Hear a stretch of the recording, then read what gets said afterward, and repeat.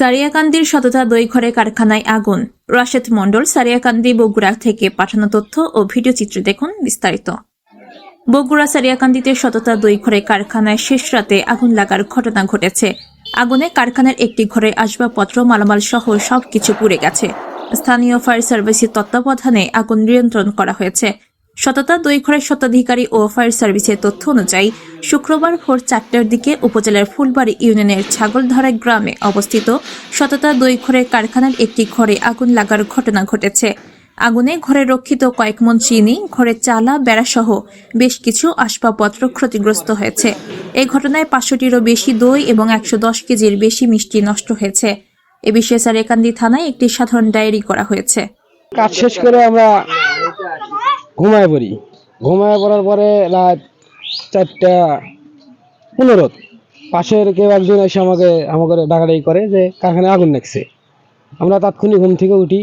ওঠার পরে তালা ছিল গেটে, তালাটা খুলে আমরা ওই পাশে যা দেখি আগুন লাগছে। আমরা তাৎক্ষণিক যতটুকু পারি হাতের কাছে আগুন নিভানোর চেষ্টা করি পানি দিয়া। তারপরে ফায়ার সার্ভিস এসে কাজ সম্পূর্ণ হয়। আমি ঘুমোর থেকে দেখতেছি যে আগুনের শব্দ হচ্ছে। পরে আমি উঠলাম, উঠে দরজা খুলে দেখতেছি উপর দিকে তাকে দেখতেছি লাল আলো।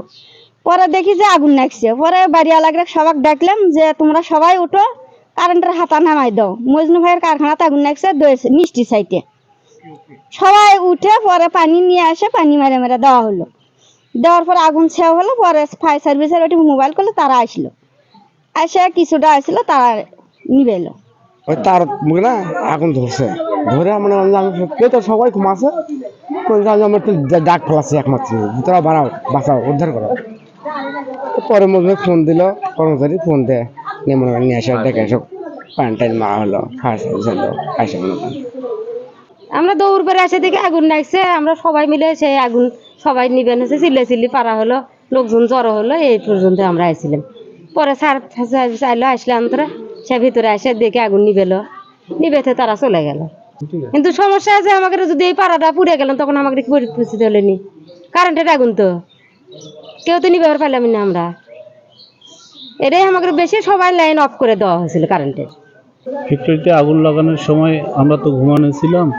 তারপর আশেপাশে প্রতিবেশীদের চিল্লাচিল্লিতে আমরা উপস্থিত হই। সবাই মিলে আগুন নেভানোর পরে মোটামুটি ক্ষয়ক্ষতি হয়েছে, কারখানার ক্ষয়ক্ষতি হয়েছে, কিছু মালামাল ছিল, কারখানার ফ্যাক্টরিতে অনেক ক্ষয়ক্ষতি হয়েছে। এখানে চিনি, তেল ছিল, আরও যেগুলো মাল তৈরি ছিল সেগুলো ছিল। কারখানার উপরে টিন মিন যেগুলো আসবে সম্পূর্ণ ক্ষয়ক্ষতি হয়েছে।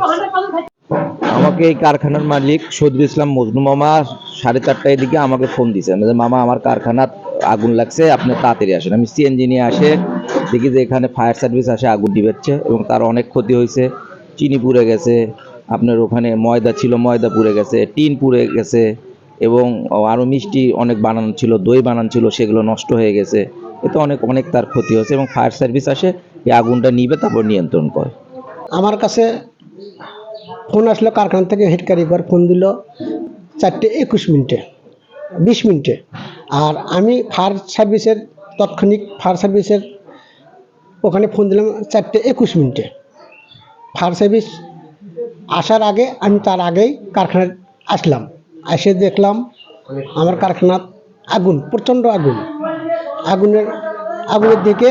তখন তারপরে ফায়ার সার্ভিসের কর্মকর্তা এখানে আসলো। আসার পরে দেখা যায় এই ফায়ার সার্ভিস আগুনটা নিয়ন্ত্রণে নিয়ে আসার পরে আমি অনেকগুলো দেখলাম আমার কারখানার যে ক্ষতি হয়েছে। গতকাল নুরানিমুল আজাদ বাবুল স্টোর থেকে আমার চিনি, ময়দা, তেল আসছে, তা সে সহ প্রায় আমার কারখানাতে 5 থেকে 7 লক্ষ টাকা মতন ক্ষতি হয়েছে। আর আমার ওই ঘরের যে কারখানার আগুন লাগছে সে কারখানার ওই টিন ছিল, সিমেন্টের টিন, অথবা ছিল, কারেন্টের শর্টের কারণে আগুনটা লাগছে, লাগে পুরোটা আমার কারখানা পুরোটাই আগুন লেগে পুড়ে গেছে। পুরো কারখানারই ক্ষতি। আর অনেকগুলো দইয়ে ক্ষতি হয়েছে, প্রায় আপনার 400 পিস দই নষ্ট হয়ে গেছে পানিতে।